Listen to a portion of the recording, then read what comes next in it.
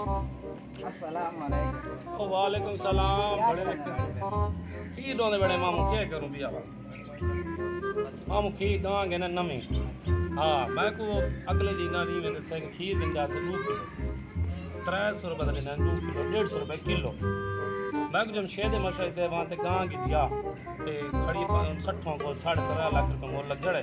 ते गां खीर देसी ते मालो माल दी वैसे मैं अबे वहां ते गां के नहीं किस्तां दे पैसे चा दी। चलो मैं बोले ये लाई रख गां घर दी बाणे से मुझे मैं कहता है खीर है 80 रुपए किलो उंडा के न मारू मामू के करे मामू दे हालात दे खणे तू सुना भाई भी अबे बस हाल तो सही है हुन लाए से चौपा माशाल्लाह बेटी दा आज चुआ चुआ लाए से दुआ कर जेड़ा काम करने पीछा पीछा मैंने पीछा पीछा उंडा से पता के हालात अल्लाह ही बेटी करे सुना तू ये सुना को तबीयत सब हे हे पर बच्चा को एक बार ना ये खोले ना भाग गोली को पर खाली को तो खोले